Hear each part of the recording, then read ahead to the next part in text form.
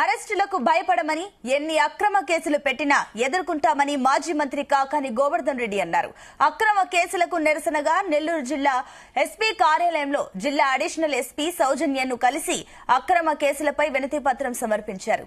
కూటమి ప్రభుత్వం అధికారంలోకి వచ్చిన తర్వాత సూపర్ 6 పథకాలు అమలు చేయడం మానేసి వైసీపీ నేతల కార్యకర్తలే టార్గెట్ గా అక్రమ కేసులు పెడుతూ ఇబ్బందులకు గురి చేస్తున్నారన్నారు. ప్రజల పక్షాన నిలబడి ప్రజా పోరాటం చేస్తామన్న ఆయన భవిష్యత్తులో వైసీపీ ప్రభుత్వం రావడం ఖాయమని ధీమా వ్యక్తం చేశారు.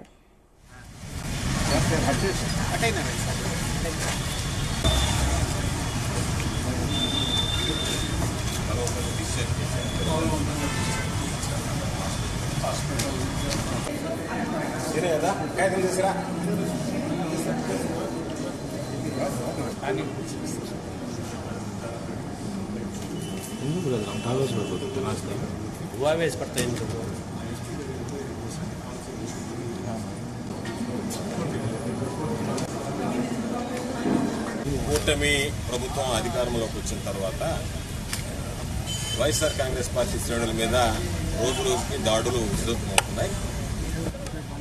రెడ్ బుక్ పేరిట విధ్వంస పాలనకి ఈరోజు నారా లోకేష్ శ్రీకారం చుట్టి అందులో భాగంగా నిత్యం వైఎస్ఆర్ కాంగ్రెస్ పార్టీ నాయకులు కార్యకర్తలు సానుభూతి పరులను వేధించడమే ప్రధానమైనటువంటి లక్ష్యంగా ఈరోజు పనిచేస్తున్నటువంటి నేపథ్యం. అందులో భాగంగా శాంతి భద్రతలకు విఘాతం కలగకుండా సామాన్యుడిని కాపాడాల్సినటువంటి సామాజిక బాధ్యత కలిగినటువంటి పోలీసు వ్యవస్థ ఈరోజు ఏదో ఒక విధంగా విచ్చలవిడిగా ప్రవర్తిస్తూ దాని మీద ఎవరి మీద కేసులు బనాయించాలనుకుంటే అధికార పార్టీకి సంబంధించినటువంటి వ్యక్తులు వాళ్ళ మీద వెంటనే ఎఫ్ఐఆర్ను నమోదు చేస్తున్నారు. ఈరోజు దానికి సంబంధించి సాక్షాత్తు కార్పొరేటర్గా ఉన్నటువంటి వ్యక్తి బొబ్బల శ్రీనివాస్ యాదవ్ సుదీర్ఘమైనటువంటి రాజకీయ అనుభవం ఉన్నటువంటి వాడు.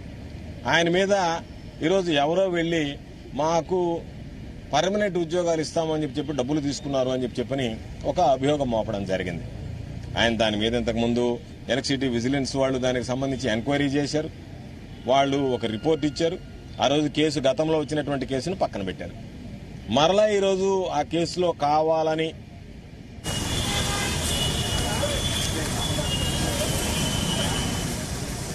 పద మూలకే ఇట్లా వస్తా ఉంటాయి.